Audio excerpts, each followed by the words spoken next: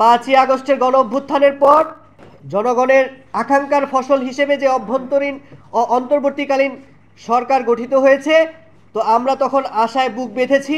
আমরা চেয়েছি আমরা আইনানুগ প্রক্রিয়ার মাধ্যমে আমাদের সম্পত্তি আমরা ফেরত পাবো। আপনারা জেনে থাকবেন যে আমাদের এই যে সম্পত্তি, আমাদের সম্পত্তির মূল দলিল, নামজারি, ভূমি উন্নয়ন কর, আমাদের সম্পত্তির এই যে মূল দলিল, রেজিস্ট্রেশন করা মূল দলিলের কপি, আমাদের নামে সম্পত্তির নামজারির কপি এবং সর্বশেষ বাংলা 1431 সাল তথা 24-25 অর্থ বছরে ভূমি উন্নয়ন কর আদায় করা আছে।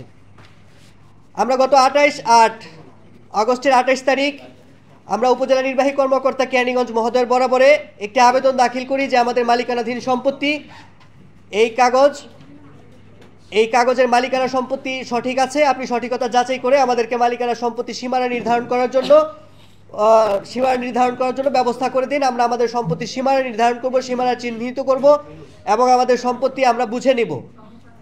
তৎপ্রেক্ষিতে উপজেলা নির্বাহী কর্মকর্তা সেটা সহকারী কমিশনার ভূমি কেরানীগঞ্জ মহোদয়ের বরাবরে প্রেরণ করে, একটা স্মারকের মাধ্যমে প্রেরণ করে এবং তিনি কাগজপত্র দেখে মৌখিকভাবে আমাদেরকে জানান যে এখানে তো সরকারি কোনো স্বার্থ সংশ্লিষ্টতা নেই। আমরা উপজেলার যত নথিপত্র আছে এবং যত রেকর্ডপত্র আছে সকল রেকর্ডপত্র দেখে বললাম যে আপনাদের মালিকানা সব ঠিক আছে, আমাদের সরকারি কোনো স্বার্থ এখানে জড়িত নেই, আপনাদের সম্পত্তি আপনারা মাপেন, সীমানা নির্ধারণ করেন, যদি কেউ বাধা বিঘ্নতার সৃষ্টি করে তাদেরকে বলেন আমাদের কাছে আসার জন্য। আমরা তাদের সেই নির্দেশনা অনুযায়ী আমরা আমাদের সম্পত্তি সরেজমিনে গত 3 নভেম্বর 2024 আমরা সীমানা নির্ধারণের জন্য যাই।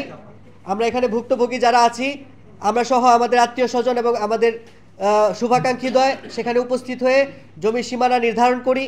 সীমানা নির্ধারণ করার সময় ওই এলাকার কিছু পতিত সরকারের দালাল, স্বৈরাচারী সরকারের দালাল, শাহীন চেয়ারম্যানের সন্ত্রাসীবৃন্দ এবং তাদের প্ররোচনায় কিছু ব্যক্তিবর্গ সেখানে উপস্থিত হয়ে আমাদেরকে সেই কাজে বাধা দেওয়ার চেষ্টা করে এবং উদ্বুদ্ধ পরিস্থিতিতে সহকারী কমিশনার ভূমি কেরানীগঞ্জ মডেল সেখানে উপস্থিত হন এবং পরিস্থিতিকে শান্ত করে তিনি সেখানে বলেন যে যদি এই স্টেডিয়াম কর্তৃপক্ষ বা এলাকার কর্তৃপক্ষের যদি কারো এই সম্পত্তির মধ্যে দাবি থাকে তাহলে আপনারা উপযুক্ত কাগজপত্র সহ উপজেলা নির্বাহী কর্মকর্তা অথবা সহকারী কমিশনার ভূমি কেরানীগঞ্জ মহোদয়ের বরাবরে আবেদন করেন, তাহলে আমরা এই বিষয়টিকে সমাধান করে দিব সুষ্ঠু প্রক্রিয়ায়। কিন্তু যারা এই সম্পত্তির মালিক তারা তো তাদের সম্পত্তির মালিকানা সঠিক আছে বিধায় তারা এই সম্পত্তি মাপঝোপ করতেছে। এখানে আপনাদের বাধা দেওয়ার কোনো যৌক্তিকতা নাই, আপনারা আইনগতভাবে অবৈধভাবে হস্তক্ষেপ করছেন। তৎপ্রেক্ষিতে আমরা আমাদের কাজ চলমান রাখি। যখন সেই পতিত স্বৈরাচার সরকার এবং শাহীন চেয়ারম্যানের দালাল এবং সন্ত্রাসী বাহিনী কুচক্রী মহল যখন কোনো উপায়ন্ত খুঁজে না পায় তখন তারা উপায়ন্ত না পেয়ে পার্শ্ববর্তী শাক্তা সরকারি উচ্চ বিদ্যালয়ের প্রধান শিক্ষক, সেও স্বৈরাচার সরকারের দালাল, তার মাধ্যমে কেরানীগঞ্জে শেখ রাসেল মিনি স্টেডিয়ামের নামে আমাদের মালিকানাধীন জমিকে অবৈধভাবে জোরপূর্বক জবরদখল করা হয়েছে এবং এখনও সেই চেষ্টা অব্যাহত রয়েছে। পতিত স্বৈরাচার শাসকের যেই জালিম উপজেলা চেয়ারম্যান শাহীন আহমেদ সে হাজারো লাখো মানুষকে নির্যাতনের বিভিন্ন কলা কৌশল সে ব্যবহার করেছে। এর মধ্যে আমাদের যেই মালিকানাধীন সম্পত্তি ছিল এই সম্পত্তিটাকেও অবৈধভাবে সে জবরদখল করার জন্য বিভিন্ন কলা কৌশল সে ব্যবহার করেছে। আমরা এখানে আমাদের ব্যানারের মধ্যে বিষয়গুলোকে ধারাবাহিক ফুটিয়ে তুলেছি যে 2020 সালের পরে থেকে আমরা 2021 সালে এই সম্পত্তি ক্রয় করে মালিক হই। মালিক হওয়ার পর থেকেই সেই জালিমের দৃষ্টি পড়ে আমাদের এই জমির উপরে এবং সে প্রাথমিকভাবে আমাদেরকে ডেকে নিয়ে যায় এই সম্পত্তি যাতে তাকে দিয়ে দেই। আমরা যখন সেটা অস্বীকৃতি জানাই সে আমাদের কাছে 50 লক্ষ টাকা দাবি করে যে 50 লক্ষ টাকা যদি দিতে পারো তাহলে জমি দেওয়ার ব্যবস্থা হতে পারে।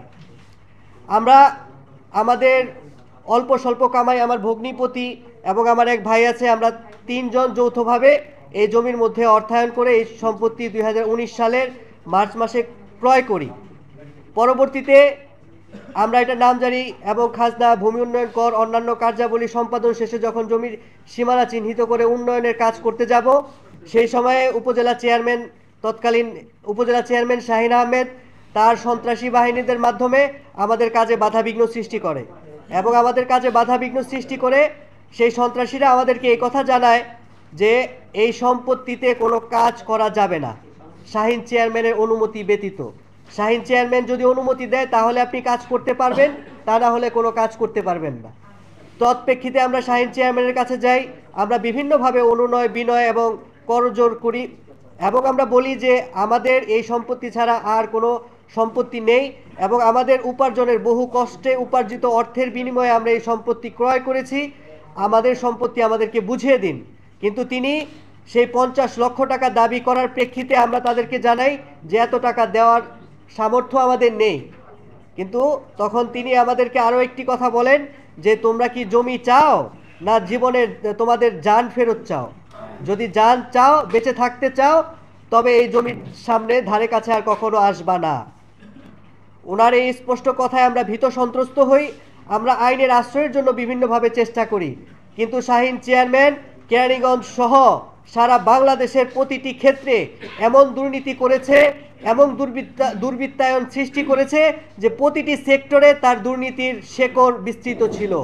আমরা যদি মামলা করতে যেতাম তো মামলা ফাইল করার আগেই তার কাছে খবর চলে যেত, আমরা থানায় জিডি করতে গেলে তার কাছে আগেই খবর চলে যেত, আমরা দুদকে কোনো অভিযোগ করতে গেলে তার কাছে আগেই খবর চলে যেত যে সে তার বিরুদ্ধে কোনো কিছু হচ্ছে, সে সেটা প্রথমেই বন্ধ করে দিত।